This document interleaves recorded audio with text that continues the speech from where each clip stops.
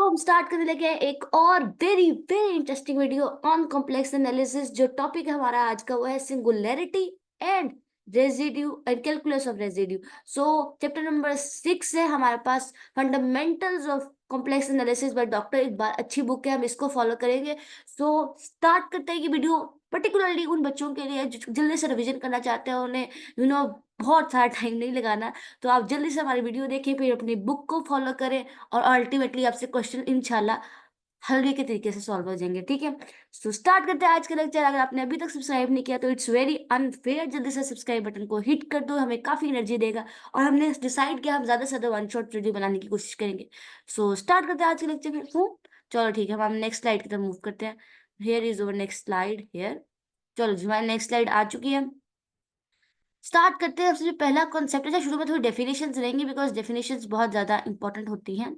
ठीक है, तो पहली चीज जो हमारे यहाँ पे आ जाएगी which is called zero of a function. क्या होता है? सुनो, बहुत गौर से सुना। Zero of a function. एक second. Zero of a function. Zero of a function ना एक ऐसा पॉइंट होता है, एक ऐसा पॉइंट होता है जिस पर हमारा जो कॉम्प्लेक्स वैल्यूड फंक्शन है, जैसे कॉम्प्लेक्स वैल्यूड फंक्शन कौन सा होता है? ऐसा फंक्शन जिसकी जो रेंज है ना वो हमारे पास कॉम्प्लेक्स नंबर हो, राइट? तो जिस पॉइंट पर हमारा कॉम्प्लेक्स वैल्यूड फंक्शन है, देखो ये मेरा एफ ऑफ जी है। ठीक है, अब मैं इसमें एक ऐसा पॉइंट डालूं, इसमें मैं एक ऐसा पॉइंट डालूं जहां पर जिसको डालने से इसका आंसर जीरो आ जाए ना, वो पॉइंट जो मैंने z इज इक्वल टू ए या कुछ भी डाल लो, कोई भी पॉइंट डाला, तो वो जो पॉइंट है ना वो जीरो ऑफ अ फंक्शन होगा, क्योंकि उस पर हमारे फंक्शन का आंसर क्या आया? जीरो। बात समझ आई? इतनी सी ही बात है। ठीक है, तो गौर से सुनो क्या है जीरो ऑफ अ फंक्शन। अच्छा, ये जो पॉइंट हमने लिया है ना, z is equal to A, ये फंक्शन के डोमेन में से लिया है हमने, domain of a function, right? So हम जिसमें जितने पॉइंट उठाएंगे ना, चाहे वो पॉइंट जो हम लोग सिंगुलैरिटी निकालेंगे या कुछ और भी, तो मुझे याद है ना पॉइंट हम डोमेन से ही लेंगे, राइट? सो ये मैंने थोड़ा सा कॉन्सेप्चुअल पॉइंट्स इसलिए एक्सप्लेन करें ताकि बच्चों को ना थोड़ा ना अच्छा इंसाइट मिले टॉपिक का, बिल्कुल एकदम रट्टा रह जाए। ठीक है, so zero of a function एक ऐसा पॉइंट होता है जिस जो फंक्शन की डोमेन से उठाया जाता है और उस पर हमारा जो फंक्शन है ना वो क्या बन जाता है, उस पर फंक्शन की value zero, that is all. ठीक है, अब मैं जल्दी से एक क्वेश्चन करवाती हूँ, देखते हैं आपको कितनी समझ आती है। चलो इधर देखो, क्वेश्चन बहुत गौर से देखना। क्वेश्चन हमारा ये है कि F of ji is equal to Z minus A. अब मुझे जल्दी से बताओ, इस फंक्शन का हमने फाइंड करना है zero of a function, right? अब मुझे सोच के बताना है इस फंक्शन का, ये जो फंक्शन है जो कि इसके इक्वल है, इसका आंसर जीरो कब होगा? अगर मैं पुट कर दूं A is equal to Z is equal to A, तो ये देखो F of A, F of A is equal to A minus A. यहाँ पे मेरा ख्याल है वो आना है अपना जी एन। ठीक है, देखो किस तरह become zero. So z f of ji is equal to zero. तो आपने देखा कि क्या हुआ। तो याद रखना कि जीरो ऑफ अ फंक्शन ऐसा पॉइंट होता है डोमेन पर जिसका हमारे फंक्शन का आंसर क्या है? जीरो आज। बस निकला है, बात समझ आ गई? ठीक है, सो आज हम दूसरे कॉन्सेप्ट, एक दूसरी एग्जांपल करवाती हूँ जीरो का फंक्शन पर, और वहां से हम ना ऑर्डर ऑफ फंक्शन में निकाल लेंगे। ठीक है, अब जीरो निकालते हुए ना ऑर्डर ऑफ फंक्शन में निकलेगा। देखो किस तरह। अब मैं एक डिफरेंट एग्जांपल उठा लेती हूँ, लेट से वो एग्जांपल है ये वाली। चलो देखो,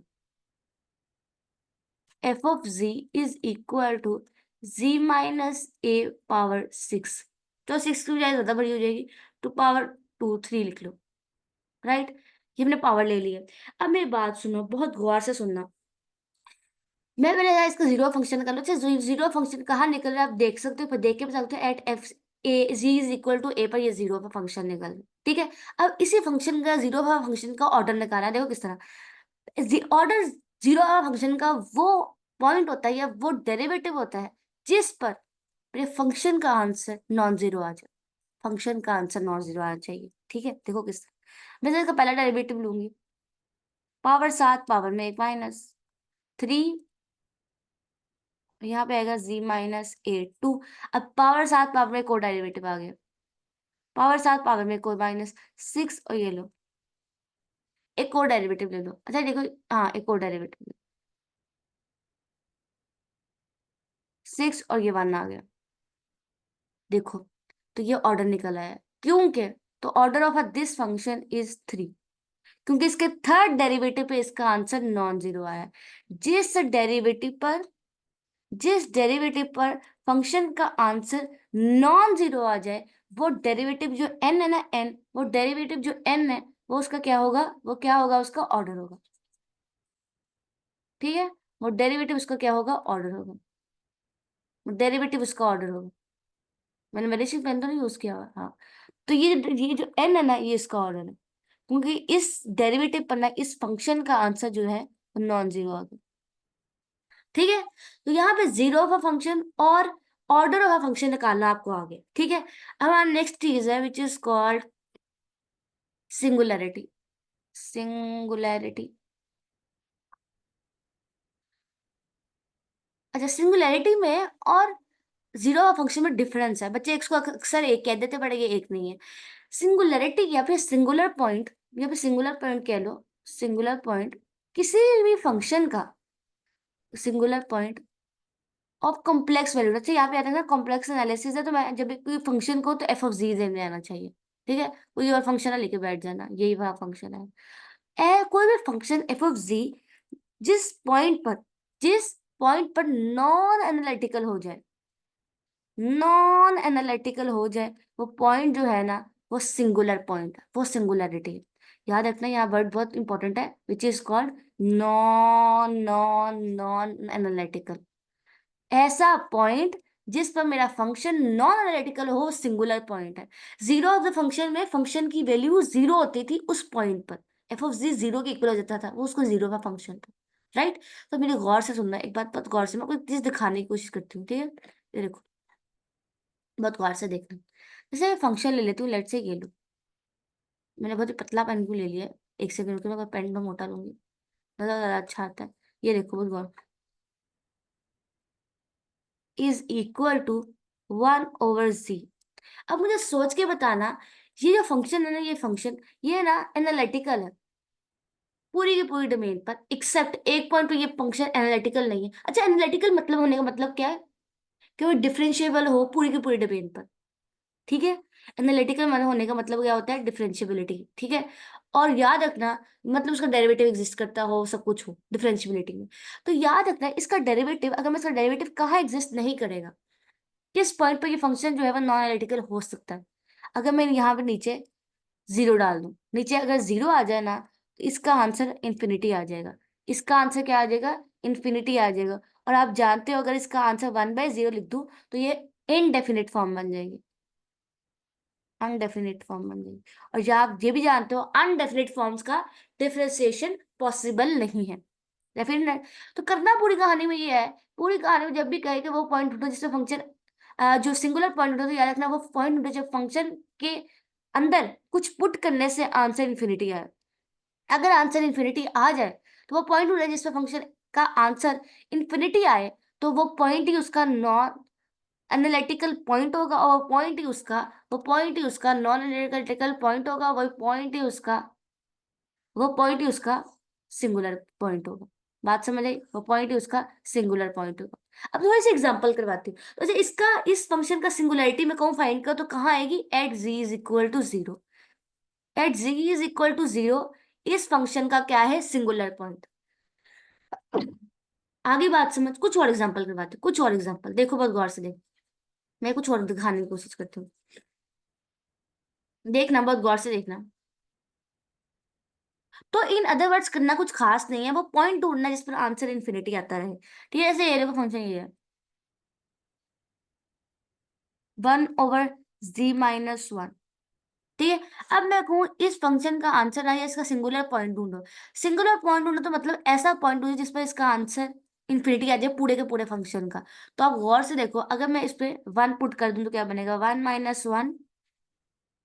1 is equal to 1/z, and 1/z is equal to infinity. तो at z is equal to 1, at z is equal to 1, ये जो फंक्शन है ना, वो नॉन एनालिटिकल बन रहा है, नॉन एनालिटिकल बन रहा है। और क्योंकि वो इस पॉइंट पर नॉन एनालिटिकल बन रहा है, तो वही पॉइंट ही इसका क्या है भाई, सिंगुलर पॉइंट।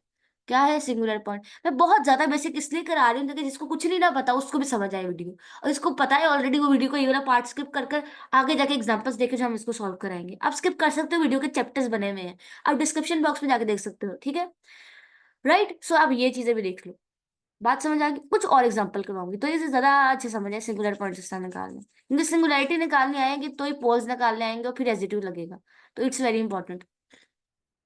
ठीक है, लेट्स से ये लो।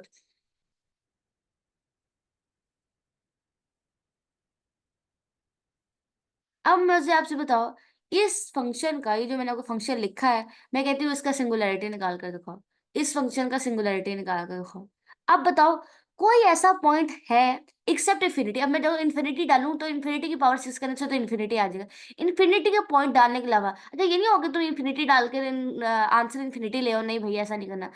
एट कॉम्प्लेक्स वैल्यूड फंक्शन है तो उसमें ने कहा था वो पॉइंट डोमेन से उठाने हैं, और डोमेन में हमेशा बेटा रियल नंबर जाएंगे, इन्फिनिटी नहीं आ सकता, राइट।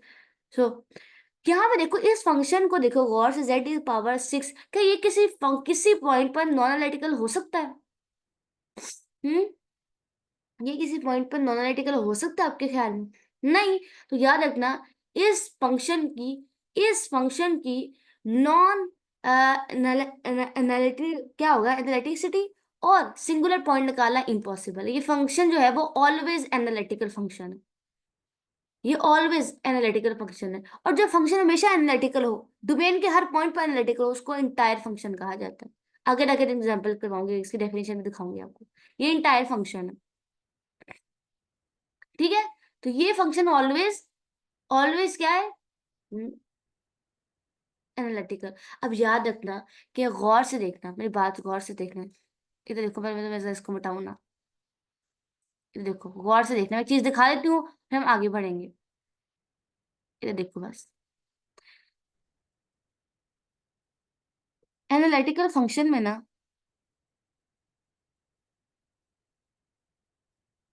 और नॉन एनालिटिकल फंक्शन में, ये मैं बहुत ज्यादा डीप इसलिए करा रही हूँ कि ना आगे जाके जो हमने पोल्स निकालने हैं और रेजिड्यू थ्योरम लगाना, वहां जाके बहुत सारी इंपॉर्टेंट बातें हैं। अगर आपको ये बेसिक क्लियर ना हुआ तो आगे जाके कुछ समझ नहीं आएगी। तो आई रियली वांट कि ये बहुत ज्यादा क्लैरिटी के साथ समझ में जाए। तो एनालिटिकल फंक्शन ना ऐसा फंक्शन होता है जो डिफरेंशिएबल होता है, और डिफरेंशिएबल फंक्शन कभी अनडेफिनेट नहीं होता, क्योंकि अनडेफिनेट फंक्शन की डिफरेंशियबिलिटी पॉसिबल ही नहीं है। ठीक है, तो इसकी एग्जांपल क्या है, इसकी एग्जांपल जो मैंने अभी लिखवाई थी वही है। तो साथ साथ एग्जांपल, नोट्स जितने अच्छे बनाओगे उतने पेपर्स में आपके लिए आसानी रहेगी। तो अच्छे से नोट्स बनाया करो प्लीज। राइट, तो मैं यहाँ पे जल्दी से एग्जांपल लिखवा देती हूँ, which is choosing my pen. So यहाँ पे लिख लो, F of ji is equal to Z लिख लो खाली, या फिर जी पावर 2 लिख लो, या फिर जी पावर 6 लिख लो। ये सारे जो हमारे फंक्शंस हैं एनालिटिकल फंक्शंस हैं, राइट। सो आज और एक और एग्जांपल है, E exponential function, exponential complex function, ये भी हमेशा एनालिटिकल फंक्शन ही है, ठीक है। बात समझ आई आई होगी इंशाल्लाह।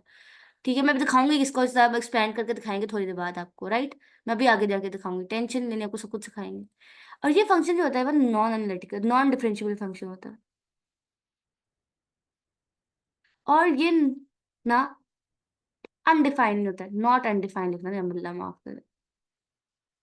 ये मैं लिख डिफाइंड लिख दो इसी तरह, ठीक है। ये हमेशा अनडिफाइंड होगा, ठीक है। और इसमें कौन सी एग्जांपल लोगे, सारे जिसके रेसिप्रोकल में कुछ ना कुछ आए, ओवर वाला फंक्शन आना चाहिए। अब और देख के समझ तो आई गई हो कि ओवर वाला फंक्शन चाहिए। यहाँ ओवर वाला फंक्शन ना हो और यहाँ ओवर वाला फंक्शन हो, ऐसा फंक्शन जो हो क्वेश्चन की फॉर्म में। जैसे देखो, F of ji is equal to Z पा 1/z पावर 6, या फिर 1/z-1। ये सारे हमारे पास नॉन एनालिटिकल फंक्शन है जिसके हम सिंगुलर पॉइंट्स निकाल सकते हैं। और very important, for most important, कि सिर्फ नॉन एनालिटिकल फंक्शन के आप जो है वो होते हैं हमारे पास। जो सिंगुलैरिटी है ना वो सिर्फ नॉन एनालिटिकल फंक्शंस की निकलती है, एनालिटिकल फंक्शंस की सिंगुलैरिटी नहीं निकलती, बिकॉज वो ऑलरेडी एनालिटिकल होते हैं। तो आई होप कि बहुत अच्छे से फील आ गई होगी इस कॉन्सेप्ट की, आई होगी ना इंशाल्लाह। चलो आगे बढ़ते हैं, ठीक है। आगे बढ़ने से पहले एक छोटी सी एग्जांपल बनाना चाहूंगी, आगे छोटी सी एग्जांपल, बस जाते जाते एक चीज कर जाते हैं। वो ये है कि देखो, अगर ये देखो, F of ji is equal to z+5/z² और z²+9। अब इसकी क्या है, find singularity. Find singular points ले लो, ठीक है। फाइंड सिंगुलरिटी, ठीक है। अगर आप गौर से देखो इस फंक्शन को, आप गौर से देखो, तो इसके डिनोमिनेटर को इक्वल टू जीरो रखो, ठीक है। डिनोमिनेटर को अब हमने इक्वल टू जीरो रखना है, हमने देखना है डिनोमिनेटर कब जीरो जीरो। सिंगुलरिटी किसका फाइंड करना, देखो जी का स्क्वायर, क्योंकि अब मैंने पहले ही बताया, जैसे पीछे मैंने भी लिखवाया नॉन नॉन एनालिटिकल वाली पार्ट में, कि अनडेफिनिट फॉर्म होनी चाहिए और वो सारी फॉर्म एक्सपोनेंशियल वाली होनी चाहिए। यहाँ देखो ये सॉरी एक्सपोनेंशियल कह रही, क्वोशंट फॉर्म होनी चाहिए, ओवर वाली फॉर्म होनी चाहिए, रैशनल वो फ्रैक्शनल फॉर्म होनी चाहिए, फ्रैक्शनल फॉर्म है। फ्रैक्शनल फॉर्म है ना, ओवर वाली फॉर्म फ्रैक्शनल है। इसके में सिंगुलरिटी निकलेगी, ये बात तुम्हें यहाँ से पता चली गई। तो निकालते हैं फिर, देखो किस तरह। इस पार्ट को इक्वल टू जीरो रखना है। तो ये देखो यहाँ से दो बात निकली, तो जी का स्क्वायर इक्वल टू जीरो निकला, और यहाँ से जी का square +9 is equal to zero. यहाँ से देखो z is equal to zero निकला, एक पॉइंट। और यहाँ से देखो जी का स्क्वायर इज इक्वल टू -9, तो जी इज इक्वल टू +-3 अयोटा। तो याद रखो ये दो पॉइंट है जिसमें हमारे फंक्शन का आंसर जो है। तो सिंगुलैरिटी निकालने के लिए भी अगर आप गौर से एक बात देखो ना, गौर से एक बात देखो, सिंगुलैरिटी निकालने के लिए ना, सिंगुलैरिटी निकालने के लिए हमने इनडायरेक्टली जीरो निकाला। किसका जीरो का फंक्शन निकाला, ये देखो ऐसे, डिनोमिनेटर को इक्वल टू जीरो रखा। गौर से देखो, गौर से देखो, दोबारा जाती हूँ, दोबारा देखो हुआ क्या। ये देखो, गौर से देखना, डिनोमिनेटर को इक्वल टू जीरो रखा, और वहां से जो दो पॉइंट्स निकले, वहां से जो पॉइंट्स दो निकले, वो दो पॉइंट सिंगुलर पॉइंट्स होते हैं, ठीक है। तो सिंगुलैरिटी फाइंड करने के लिए पहली चीज जो देखनी है वो ये है कि फ्रैक्शनल फॉर्म वाला फंक्शन हो। फ्रैक्शनल फंक्शन में आपने डिनोमिनेटर को इक्वल टू जीरो रखा, और वहां से जो जो पॉइंट्स निकले वो सारे पॉइंट्स आपके सिंगुलर पॉइंट्स। बात तो समझ आ ही गई हो, राइट। आई होप आपको फील पहुंची हो। चलो नेक्स्ट मूव करते हैं, अब आ जाओ टाइप्स ऑफ सिंगुलैरिटी पर, टाइप्स ऑफ सिंगुलैरिटीज पर। तो पहली टाइप जो आ जाती है विच इज कॉल्ड, पहले मैं पेन चेंज कर लूं, मैंने सिर्फ पेन ऑन था, ठीक है। यहाँ से आ जाओ, पहले मैं दोनों इकट्ठे लिखूंगी। एक होती है आइसोलेटेड सिंगुलैरिटी, एक तो आइसोलेटेड सिंगुलैरिटी, दूसरी क्या होगी बेटा, नॉन आइसोलेटेड सिंगुलैरिटी।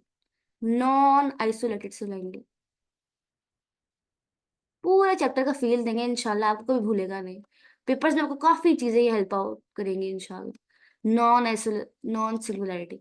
तो अब देखो, अब मैं आपको ना एक बात बस सीधा एग्जांपल से समझाती हूँ, सीधा एग्जांपल पे, क्योंकि डेफिनेशन आपने काफी अच्छे से समझ ली हुई है। अब ये देखो एग्जांपल, देखो कौन से, एक एग्जांपल ये ले लेते हैं,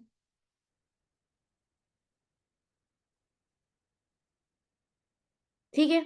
और एक एग्जांपल ये ले लेते हैं, फिर आपको समझ आएगी नॉन आइसोलेटेड में और आइसोलेटेड में क्या फर्क है। पाई/जी, ये दो हमारे फंक्शन है। अब हम क्या करेंगे, ऑफ कोर्स इनका जीरो फाइंड करने की कोशिश करेंगे, सॉरी इनकी सिंगुलरिटी फाइंड करने की कोशिश करेंगे। तो इसको नीचे डिनोमिनेटर को इक्वल टू जीरो रखा, यहां से निकला जी इज इक्वल टू वन। तो जी इज इक्वल टू वन पर हमारा ये जो फंक्शन है ना वो नॉन एनालिटिकल है, नॉन एनालिटिकल।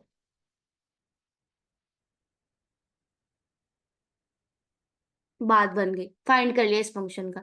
तो क्योंकि एक पॉइंट पर हमारा फंक्शन नॉन सिंगुलरिटी आ रही है, सिर्फ एक ही पॉइंट पर आ रही है, एक पॉइंट पर ना, मतलब कि डोमेन है ना, मैं एक बात आपको दिखाने की कोशिश करते हैं, आप शायद वहां पहुंचो। ये देखो, ये पूरा का पूरा डोमेन है इस फंक्शन का, इस फंक्शन का, राइट। तो इस पॉइंट में बहुत सारे पॉइंट्स होंगे, ये बहुत सारे पॉइंट है, बहुत सारे पॉइंट है, उसमें सिर्फ कुछ पॉइंट्स ऐसे मिल जाए हमें। लेट से ये देखो, ये लो, एक ये वाला पॉइंट मिल जाए जो कि z is equal to one था, इसमें हमारा फंक्शन और, क्योंकि हमारे पास एक एक दो पॉइंट्स ऐसे मिल जाए, अलग अलग पॉइंट्स मिल जाए जिसमें हमारा फंक्शन जो है वो नॉन सिंगुलर हो, जिसमें नॉन एनालिटिकल हो, तो वो आइसोलेटेड सिंगुलैरिटी होती है, ठीक है। लेकिन यहाँ अगर गौर से देखो, इस वाले फंक्शन को गौर से देखो, इस वाले फंक्शन को गौर से देखो, तो ये इसको पहले मैं डिनोमिनेटर को इक्वल टू जीरो रख देती हूँ। और साइन फंक्शन कब जीरो होता है, एट n पाई। और अगर आप गौर से देखो तो ये पाई पाई से कटा, है ना। और अब देखो यहाँ से क्या निकला, 1/z is equal to n। और यहाँ देखो 1/z, तो इसको जरा ना सीधा कर लेते हैं, इसको लिख देते हैं z is equal to 1/n। ठीक है, इससे फायदा होगा। तो ये देखो z is equal to 1/n, और यहाँ पे n बिलोंग्स टू ओवर। अब देखो यहाँ पे मैं n की जितनी वैल्यूज रखती जाऊंगी, n की जितनी वैल्यूज रखती जाऊंगी, उन सब पर मेरा फंक्शन का आंसर ना नॉन एनालिटिकल होता जाएगा। ठीक है, तो मुझे बहुत सारे पॉइंट्स मिल गए डोमेन में, बहुत सारे पॉइंट्स मिल गए जिसमें डोमेन में जो है। अच्छा देखो, अगर मैं एक पॉइंट है जिसके गेट, अगर मैं देखो इस पॉइंट है, मैं आपको एक बात समझाने की कोशिश, मैं मान तक पहुंचो अल्लाह करे। ये देखो बहुत गौर से देखना, ये पॉइंट है। अगर आइसोलेटेड में क्या होगा, उस पॉइंट पे फंक्शन जो है वो नॉन एनालिटिकल है। आइसोलेटेड का केस समझा रही हूँ। तो आइसोलेटेड जिस पॉइंट को हमने फाइंड किया ना, z is equal to 1, z is equal to 1 पे फंक्शन नॉन एनालिटिकल है, मतलब उसका डेरिवेटिव और डिफरेंशिएशन नहीं हो रही at z is equal to 1।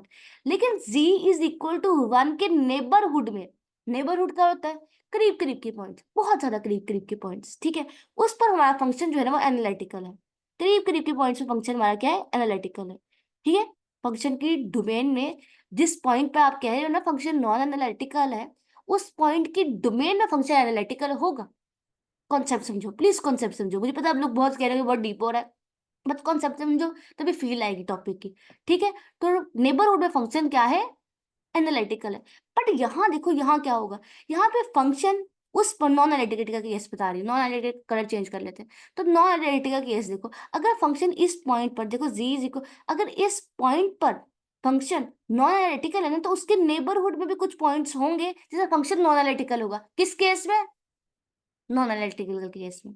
बात समझ आई, यही कोर डिफरेंस है। तभी तो देखो यहाँ पर हमें, यहाँ पर नॉन आइसोलेटेड के केस में z is equal to 1/n मिला। मतलब अगर आप गौर से देखो तो 1/n में मतलब 1/1 में, 1/2 में, 1/3 में, 1/4 में, 1/5 में, और सो ऑन। बहुत उन सारे पॉइंट्स मेरा फंक्शन जो है ना ये वाला वो नॉन एनालिटिकल है। हमें उस इस इक्वेशन से ये पता चला कि z इज इक्वल टू 1/2, 1/3, 1/4, 1/5, बहुत सारे उन सब पर ना ये मेरा फंक्शन जो है वो नॉन एनालिटिकल है। नॉन एनालिटिकल है, उसमें सिंगुलरिटी एग्जिस्ट कर, फील आ गई होगी आई होप। कौन सी है, सिंगुलर और नॉन सिंगुलरिटी, आइसोलेटेड और नॉन आइसोलेटेड सिंगुलरिटी की। ठीक है, चलो फिर आगे बढ़ते, नेक्स्ट चीज आ जाते हैं। चलो अब आते हैं, अब हमने ना आगे से जो आइसोलेटेड सिंगुलरिटी है ना उसकी कुछ टाइप्स पढ़नी है। ठीक है, आइसोलेटेड सिंगुलरिटी की। आपको मुझे पता होगा जिस बच्चे ने पहली दफा पढ़ा तो उनको काफी मुश्किल लग रहा होगा कि क्या बात हो रही है, पर देखो यार, पढ़ लो ध्यान से। आइसोलेटेड सिंगुलरिटी,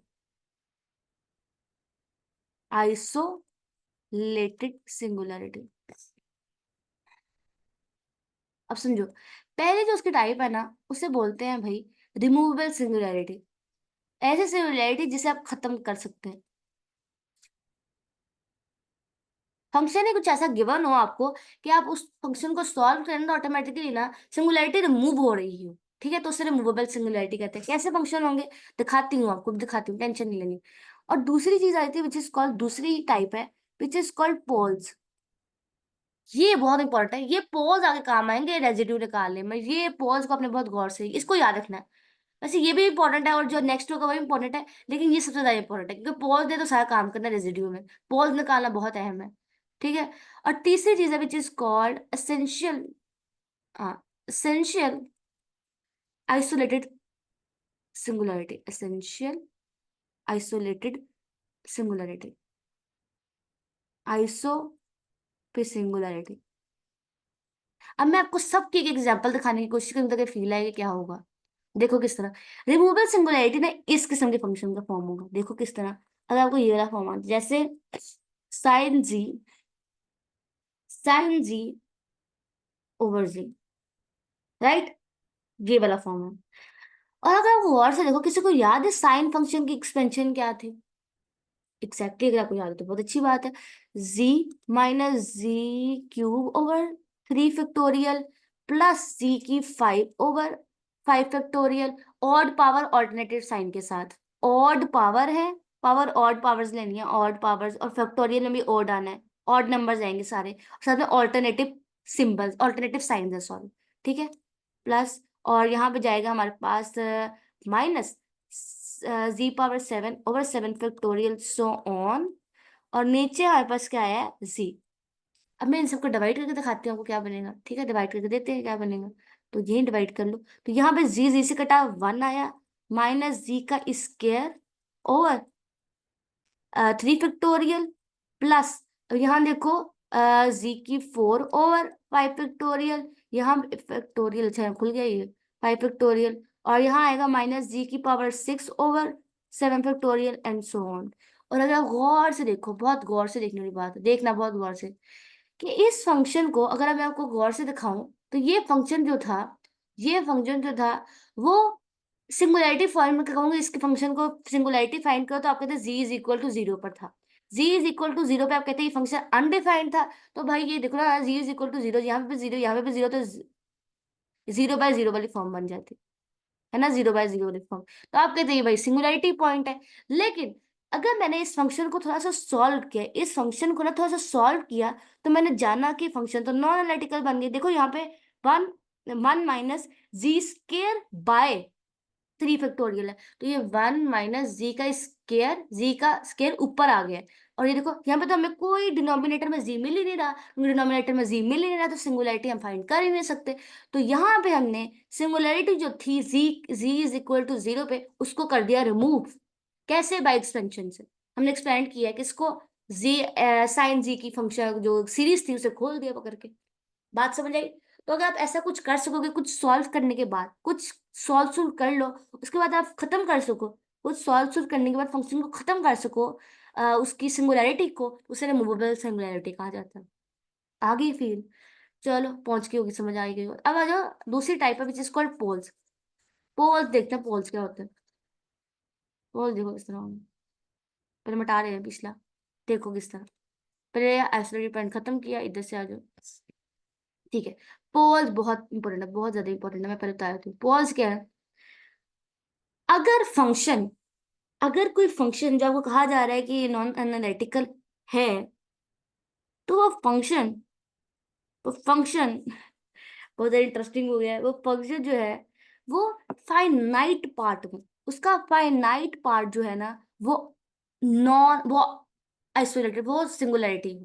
अगर हम उसके फाइनाइट पार्ट, उस फंक्शन के जिस पार्ट को, मतलब जिसके डिनोमिनेटर की बात करें, डिनोमिनेटर की बात करें, तो डिनोमिनेटर में हमें फाइनाइट नंबर ऑफ सिंगुलैरिटी मिल जाए, हम उसे बोलते हैं poles. Finite number of singularity. Example कराऊं, देखो एग्जांपल किस तरह होगी इसकी। ठीक है, देखो ये, जैसे ये देखो,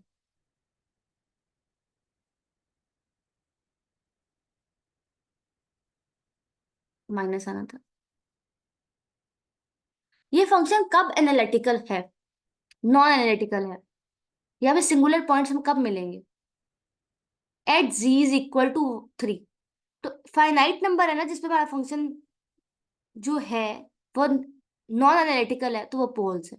सिमिलरली कुछ और एग्जांपल देखो, जैसे ये देखो, जैसे देखो, देखते जाना, फिर एग्जांपल करवाते रहते हैं। जैसे 5/z प्लस 5/z², जैसे प्लस 5/z³। इसकी जरा सिंगुलैरिटी बताना कहाँ कहाँ निकलेगी। एट z=0, फाइनाइट है। सिमिलरली ये देखो, z=, ठीक है, यहाँ पे बहुत शानदार एग्जांपल गिवन है which is called 1/sin hyperbolic z। और अब देखो 1/z है ना, तो ऑटोमेटिकली इसका ऊपर जाके रेसिप्रोकल हो जाएगा, क्योंकि 1/z पहले ऑटोमेटिक रेसिप्रोकल में है ना, तो ये ऊपर हो जाएगा। अच्छा, जो मैंने अभी साइन जी की सीरीज लिखी थी ना, उसमें मैंने अल्टरनेटिव साइंस किए थे ना, आप अल्टरनेटिव साइंस ना लिखो, सारे साइंस को कर दो पॉजिटिव, तो हमारे पास आ जाएगी, हमारे पास सही आ जाएगी कौन सी, साइन जी की। तो आप अगर गौर से देखो तो ये डिनोमिनेटर में ऊपर भाग जाएगा, तो ऑटोमेटिकली जो रेसिप्रोकल वाले साइन थे ना वो ऊपर चले जाएंगे। बात समझे? उसके बाद डिवीजन होगी किसके साथ, ठीक है, बात समझ आई होगी, आई होप। ठीक है, तो ये सारे सिंगुलैरिटी अगर फाइनाइट पॉइंट पे मिल जाए तो उसे क्या बोलते हैं, पोल्स।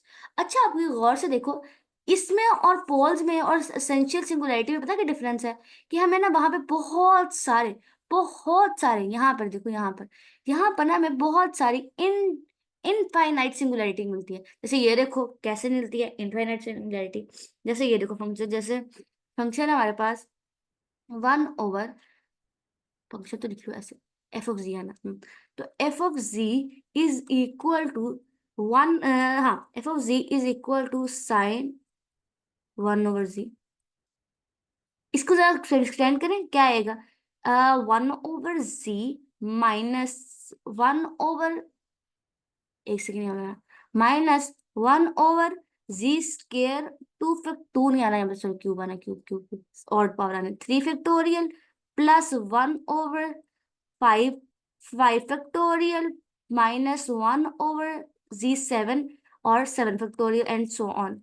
तो अगर गौर से देखो, गौर से देखना, गौर से देखना, यहाँ भी फंक्शन, अगर मैं यहाँ पे भी function z is equal to 0 पे भी, यहाँ भी फंक्शन अनडेफिनेट है, यहाँ पे भी, यहाँ पे भी, तो यहाँ देखो डिनोमिनेटर में बहुत सारे पॉइंट्स ऐसे मिल रहे हैं जिससे हमारा फंक्शन जो है वो क्या हो रहा है, सिंगुलर नॉन एनालिटिकल हो रहा है। तो ये हमारे पास असेंशियल आइसोलेटेड सिंगुलैरिटी है, जिसमें हमें डिनोमिनेटर में बहुत सारे ऐसे पॉइंट्स मिल रहे हैं जिसमें हमारा फंक्शन जो है वो नॉन एनालिटिकल हो रहा है। सिमिलरली पोल्स में हमें कुछ पॉइंट्स ऐसे मिलेंगे, डिनोमिनेटर्स में कुछ पॉइंट्स, डिनोमिनेटर में कुछ पॉइंट्स मिलेंगे जहां हमारा फंक्शन जो है हमें सिंगुलर पॉइंट्स देगा।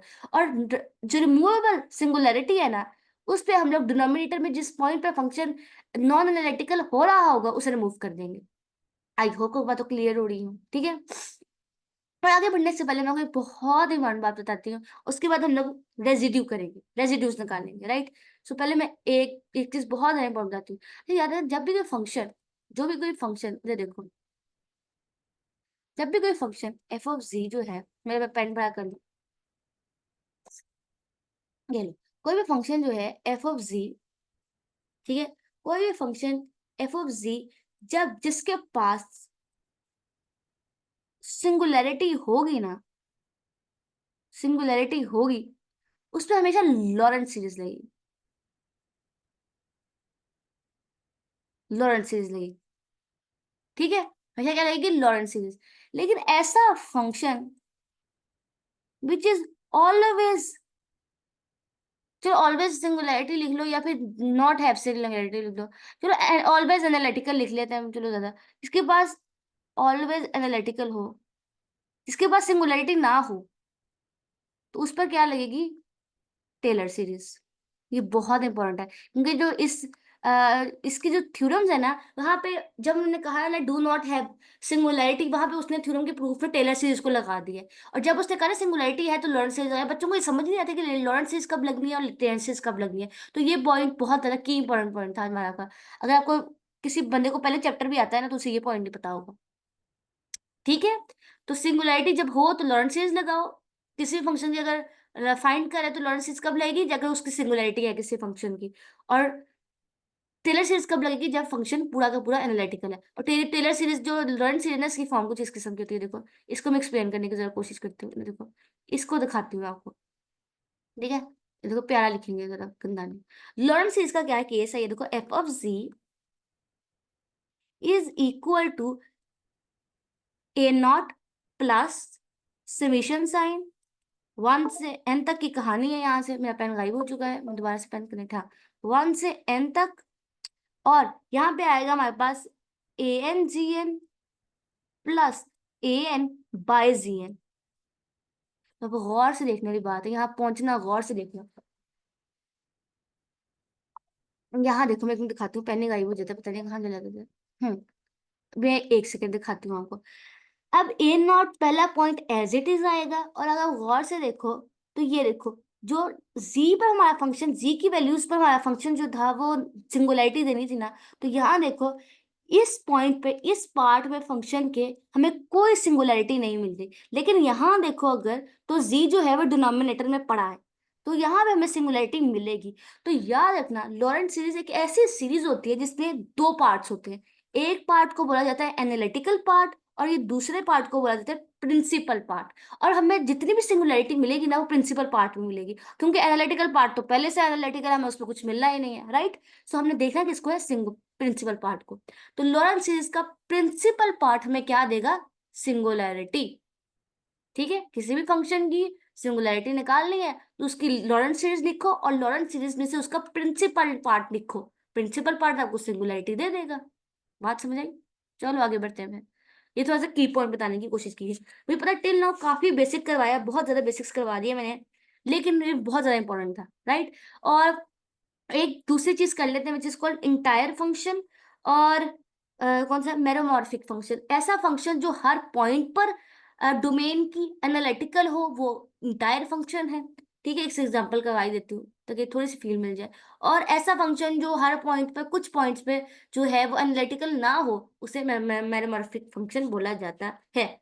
ठीक है, चलो फिर अब आ जाओ, स्टार्ट करते हैं हमारा वेरी वेरी इंपॉर्टेंट चैप्टर और चीज, और जिसको बच्चे सीखने के लिए एक्चुअली ये वीडियो लगाकर बैठे होंगे, वो है रेजिड्यू। आज जो रेजिड्यू को स्टार्ट करते हैं, पहले मैं आपको रेजिड्यू निकालना सिखाऊंगी और अल्टीमेटली कॉची रेजिड्यू थ्योरम हम लगाएंगे। सो पेन कहाँ गया, ये है, और यहाँ से कलर ले लेते हैं येलो। ठीक है, सो फाइंड, सबसे पहले लेते हैं रेजिड्यू पर।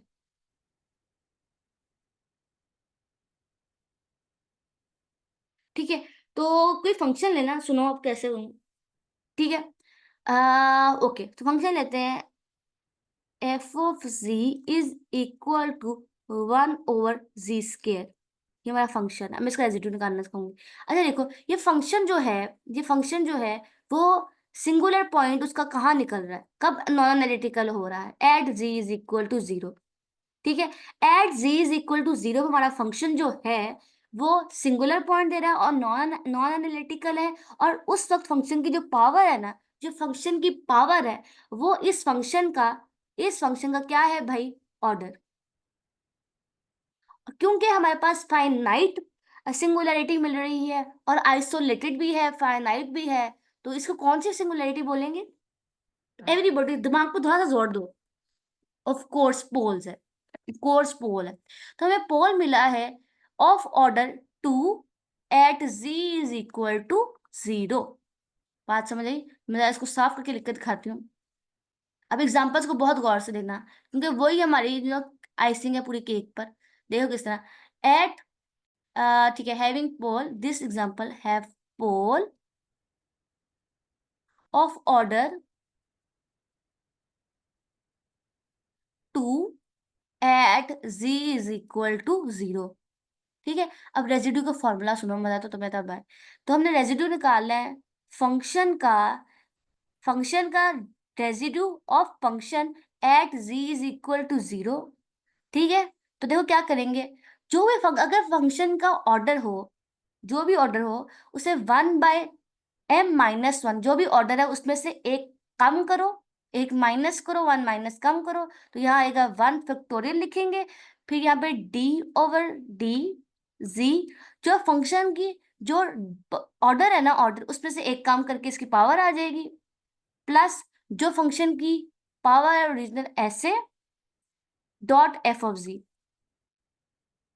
अगर ये समझ जाए तो मैं एक दफा ना इसको जनरल फॉर्मूला लिख के दिखाती हूँ, अगर जिस बच्चे को बिल्कुल समझ नहीं, इधर देखो जनरल फॉर्मूला लिख कर दिखाती हूँ, को नहीं समझ आ रही तो ये देखो बहुत गौर से ध्यान।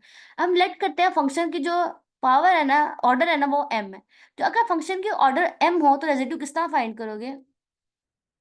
और ऑर्डर जो z is equal to A पर कर रहा है, हमें दे रहा है सिंगुलरिटी, तो z is equal to A पर सिंगुलरिटी और ऑर्डर m है। तो देखो किस तरह निकालेंगे, f of A is equal to 1/m-1 का फैक्टोरियल, ऑर्डर में से एक माइनस करो उसका फैक्टोरियल करो, और d/dz m-1, m-1, और फिर आ जाएगा स्क्वायर ब्रैकेट, और यहाँ पे हमारे पास आएगा z पावर, ठीक है, हाँ, z minus a power, z is a minus a power m dot F of Z. और एफ ऑफ जी में ये वाला फंक्शन, ये वाला है। ठीक है, और क्या होगा इन दी एंड, जब ये खत्म हो जाएगा, लिख लोगे तो कटिंग के बाद यहाँ पे लिमिट आ जाएगी, z अप्रोचेस टू ए, और बाकी फर्दर फंक्शन सॉल्व होगा यहाँ से। बात समझ आ गई इस एक बात की? और इसको इम्प्लीमेंट करना सिखाते हैं, इस फॉर्मूले को तुम्हें इम्प्लीमेंट करना सिखाते हैं। और ये जो ऊपर वाला सॉल्वर लिखकर दिखाया उसमें हमारे पास सिंगुलैरिटी निकली है, at ji is equal to 0 पे हमारा पोल निकला है, और हमारा जो निकला है, क्या निकला था, हाँ, और हमारा ऑर्डर क्या था, 2, है ना। इस पर निकालते हैं रेजिड्यू थ्योरम, लगाओ आ जाओ। एफ, और हमने 0 पे फाइंड करनी है, और 2 - 1 इट बिकम्स 1 फैक्टोरियल, और 2 - 1 इज 1/z। यहाँ पे 1 आएगा, और यहाँ पे हमारे पास आएगा z का स्क्वायर ओवर, फंक्शन क्या है हमारे पास, 1/z²। ठीक है, ये हमारा फंक्शन है। और अगर गौर से देखो ये इससे कटा, ऑटोमेटिकली अब लिमिट तो लगनी नहीं है, अब कांस्टेंट फंक्शन आ गया, तो आंसर हमारे पास क्या आया पूरी कहानी में, विच इज इक्वल टू 1। यही इसका रेजिड्यू है। निकला है रेजिड्यू निकालने का फॉर्मूला, समझ आया रेजिड्यू किसने निकाला है? बस इतना ही था, रेजिड्यू की गेम यही है। और एग्जाम्पल करते हैं ताकि फील आए, और एग्जाम्पल देखो किस तरह करेंगे। अब देखो एक और एग्जाम्पल देते हो, एग्जाम्पल देखना बस, कलर चेंज करेंगे। हाँ, ये ले लेते हैं, f of z is equal to 1/z+3/z²। आओ इसकी रेजिड्यू फाइंड करते हैं। किस तरह फाइंड करेंगे? अगर गौर से देखो तो हमें पोल कहाँ मिल रहा है, पोल मिल रहा है हमें ऑफ ऑर्डर क्या है 2 का, एट z = -3। z = -3 निकालो जल्दी से, रेजिड्यू निकालते हैं, आ जाओ। निकलेगा किस तरह, फंक्शन का residue at -3 which is equal to 1/2 में से -1 किया तो 1 फैक्टोरियल आ गया, अगेन यहाँ 1 आएगा, यहाँ पे भी 1 आएगा, और z पावर, ठीक है, z+3 पावर स्क्वायर, और 1/z+3 का स्क्वायर, ओवर यहाँ से भी देखो अगेन कटा, 1 आ गया आंसर। ऐसे रेजिड्यू निकालना है। अब मैंने अभी तक जितनी भी एग्जांपल निकाल ली है ना, उसमें ऐसा आपको लगा कि ऐसा ही होगा हमेशा, ऐसा नहीं होगा। अब देखो कुछ और एग्जांपल करते हैं, तो अच्छी से एक अच्छी सी एग्जांपल करवाती हूँ। सो यहाँ मैंने पेन रेड लिया हुआ है, चलो ठीक है। अब यहाँ देखो फंक्शन देते हैं।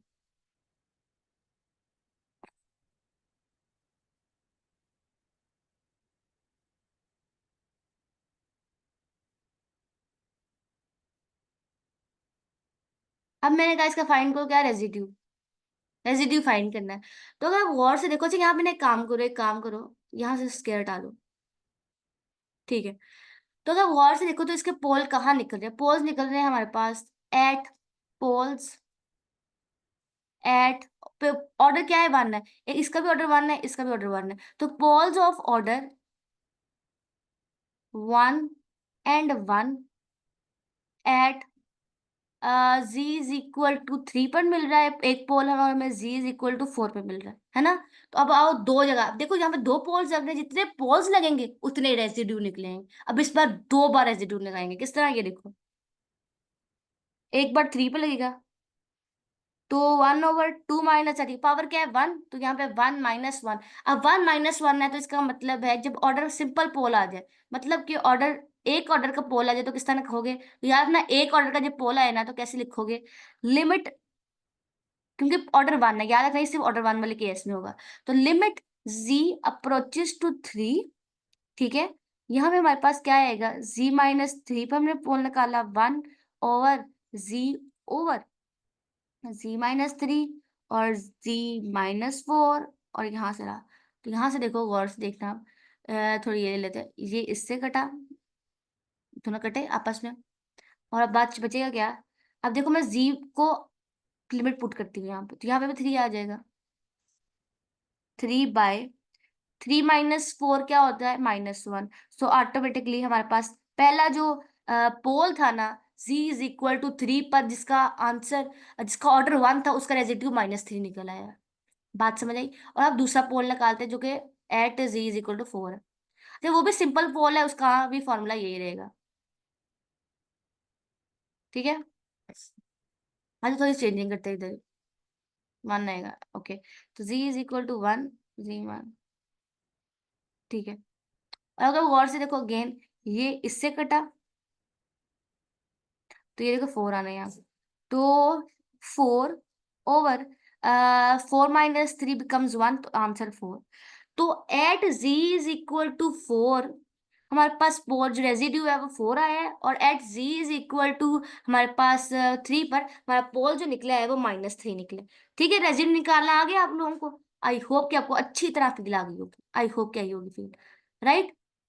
चलो आगे बढ़ते हैं। ठीक है, एक मजेदार एग्जांपल करते हैं जो कि बहुत इंटरेस्टिंग एग्जांपल है, ये आएगी इंशाल्लाह फिर।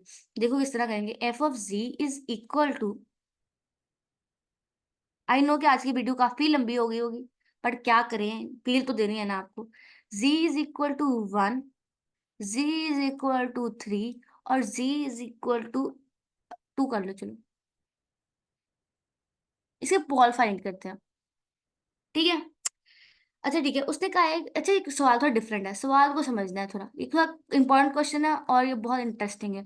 कैलकुलेट कैलकुलेट रेजिड्यू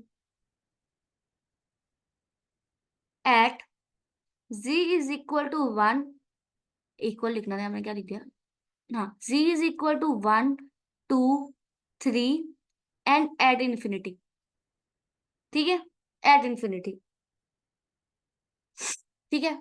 तो पहले हम इस तरह करते हैं, देखो सब सिंपल पोल है तो फॉर्मूला वही रहेगा तो z इज इक्वल टू 1 पर निकालेंगे पहले।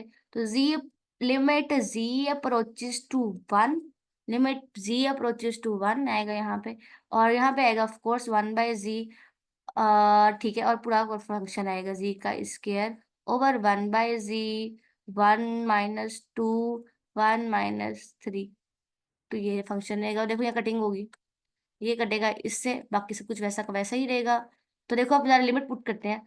तो लिमिट पुट करें तो यहाँ 1 का क्यूब 1 आएगा, और 1 - 3 बिकम्स -2, और यहाँ पे 1 - 2 बिकम्स -1, तो हमारे पास आंसर क्या आया, 1/2 निकल आया रेजिड्यू। तो at 1 is z is equal to 1 हमारा रेजिड्यू निकला है 1 - 2। मैंने यहाँ पे ना इसको 1/2 निकला है, तो एक रेजिड्यू 1/2 निकला। मैं ना यहाँ रेजिड्यू लिखूंगी क्योंकि मैंने इन द एंड कुछ करना है यहाँ से। तो अब बाकी दूसरी जगह रेजिड्यू फाइंड करते हैं, at z is equal to 2, ठीक है, और z इज इक्वल टू 2 करते हैं।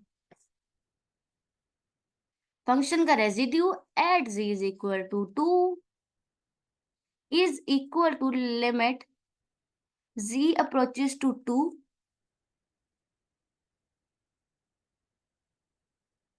कैसे आएगा, z - 2 का स्केलो और z का क्यूब ओवर पूरा फंक्शन आएगा, z-1, z-2, z-3, और ये ऑफ कोर्स बंद हो जाएगा। तो देखो किस तरह कटेगा, ये ऑफ कोर्स कटा, और लिमिट डाल देते हैं हम। 2 का क्यूब क्या होता है भाई, 8, और 2 - 1 क्या हो गया, 1, और सॉरी 2 - 1, 2 - 1 1 हो गया, और 2 - 3 क्या होगा, फिर वो भी रहा हमारे पास 1, 2 - 1, 2 - 3 है तो -1 आएगा, तो ऑफ कोर्स -8। तो एट एट 2 हमारे पास क्या निकला है, रेजिड्यू -2, -8, ठीक है। अब आज जो एट फाइंड करते हैं 3 के, चलो आज हम फाइंड करके दिखाएं आपको। पेन ले लेंगे यहाँ से, तो व्हाइट पेन ले लेते हैं, ठीक है। तो एट 3 फाइंड करना है, तो z-3, तो यहाँ से अब गौर से देखो ना, तो क्या कटेगा, अब यहाँ से ये कटेगा, तो अब देखो क्या लगेगा, यहाँ 3 आना है, तो z का क्यूब क्या होता है, 3 का क्यूब क्या होगा, 27 ओवर, ठीक है, क्यों क्या है, 27 ओवर 3 - 1 इज 2, और 3 - 2 इज ऑफ कोर्स 1, सो 27/2 आएगा, ठीक है। हमने z is equal to 1, z is equal to 2, और z इज 3 इक्वल टू 3 पर रेजिड्यू फाइंड कर लिया। अब z is equal to infinity पर कैसे रेजिड्यू फाइंड करके वो दिखाओगे मैम, ये बताइए हम, ये इंटरेस्टिंग बात होगी। तो देखो किस तरह फाइंड करेंगे, हम ना एक थोड़ी सी चालाकी दिखाएंगे यहाँ पर। चालाकी क्या होगी, देखो किस तरह करेंगे, हम क्या लिखेंगे, सम ऑफ रेजिड्यूज। अगर हम सारे रेजिड्यूज का सम कर दें तो क्या बनेगा, सम ऑफ रेजिड्यू क्या होगा, तो रेजिड्यू एट, एक सेकेंड यहाँ ऐसे, residue at 1 plus residue at, यहाँ पता नहीं गंदा क्यों लिखा जा रहा है, residue at 2, residue at 3, plus residue at infinity, ये केस था ना, ये लो सारा। तो रेजिड्यू एट 1 क्या निकला था, 1/2, रेजिड्यू एट 2 का निकला था -8, रेजिड्यू एट हमारे पास 3 पे क्या निकला था, 27, या प्लस आना था, सॉरी मैंने कोमा क्यों लिख दिया, प्लस 27/2 प्लस, ठीक है। अब हमने इन्फिनिटी का फाइंड करना है ना, तो इसको यहाँ रहने दो, बाकी सबको माइनस कर दो, तो ये सब कुछ माइनस हो जाएगा, मान जाएगा -1/2 +1/8 और -27/2 हो जाएगा मामला, ठीक है। हमने किया क्या, हमने ना क्या किया, सम ऑफ रेजिड्यू लिखा, तो जिसका अननोन रेजिड्यू था ना, बाकी सब कुछ तो मालूम था ना, जो अननोन था उसको एक साइड पे लिखा और बाकी सारों को करके एक साइड पे लिख लिया। मैं दिखाऊंगी जनरल फॉर्मूला भी किस तरह बनता है, ठीक है। तो इन्फिनिटी आपने ऐसे फाइंड करना है। इन्फिनिटी फाइंड करने का एक और भी कॉम्प्लेक्स फॉर्मूला, लेकिन हम उसको नहीं लगाएंगे, हम इस तरीके से निकालेंगे, क्योंकि हमें हर पॉइंट पे मिल गया है, तो क्या करोगे, नेगेटिव ऑफ रेजिड्यू एट, ठीक है। जितने इन्फिनिटी रेजिड्यू किस तरह निकालो, माइनस कर दो बाकी सारे रेजिड्यूज को, बाकी सारे रेजिड्यूज के सम को माइनस कर दो, तो रेजिड्यू एट इन्फिनिटी निकल आता है। देखो किस तरह, तो माइनस करेंगे 1/2 -8 +1/2/7, ठीक है। तो यहाँ पे आएगा -1/2 +8 -27/2। तो जरा करके देखते हैं हिसाब किताब, यहाँ से इधर आ जाओ इधर, तो -1 +16 -27 आना यहाँ पे /2, तो ठीक है। तो -1 +16 +15 -25, और ये तो हमारे पास बचा यहाँ से -12/2 विच इज इक्वल टू -6, तो at residue at infinity is equal to -6, निकल आया। इसका फाइंड करना है, ये बहुत इंपॉर्टेंट एग्जाम्पल थी, इसलिए मैंने करवा दिया, ठीक है। अब करना क्या है, कॉशी रेजिड्यू थ्योरम पर आ जाते हैं, आखिरी चीज, और वीडियो आज की खत्म, बिल्कुल खत्म, और आई होप आपको बहुत अच्छे से समझ आ गई होगी, ठीक है। कॉशी रेजिड्यू थ्योरम,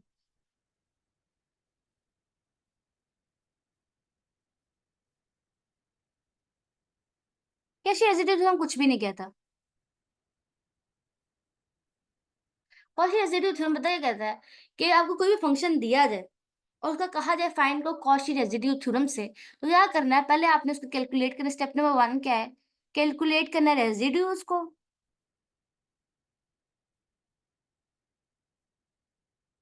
कैलकुलेट करना है रेजिड्यू को, और नंबर 2 स्टेप क्या है, कि 2πi से मल्टीप्लाई कर देना सम ऑफ रेजिड्यूज को, जितने भी रेजिड्यूज आए उन्हें ऐड करो और उसको मल्टीप्लाई कर दो, 1 से n तक की कहानी चला लो, और यहाँ देखो जितने भी रेजिड्यू आए, जितने भी रेजिड्यू आए उन सबको क्या करो, ऐड करो, ऐड करो, ऐड करो, उसके बाद मल्टीप्लाई कर दो 2πi से, मल्टीप्लाई कर दो 2πi से, तो कॉशी रेजिड्यू हमें ऐसे लगता है, ठीक है, कॉशी रेजिड्यू हमें ऐसे ही लगेगा। तो बहुत तो फाइंड आपको अच्छी तरह करने आ गए हैं, मतलब वो कॉशी रेजिड्यू थ्योरम लगा कर खाते हैं, ठीक है। तो मैं पहले एक अच्छी सी एग्जांपल आपके लिए देखूं, वैसे तो आपको याद है चैप्टर नंबर 7 जो मैंने आपको करवाया था, उसमें हर जगह कॉशी रेजिड्यू थ्योरम में लगाया था, तो और एक बहुत अच्छी एग्जांपल है, बल्कि बहुत अच्छी लेवल की एग्जांपल है, वो करते हैं। तो ये लो, ये लो, तो f(z) इज इक्वल टू, तो साइड कॉर्नर में लिखेंगे, फंक्शन बढ़ाया रहेगा, हाँ।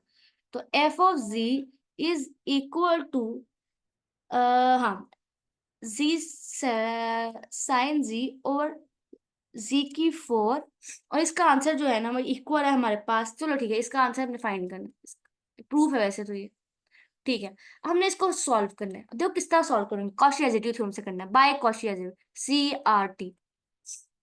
अब देखो किस तरह करेंगे, बस गौर से देखना कैसे करेंगे, रेड ले लेते हैं।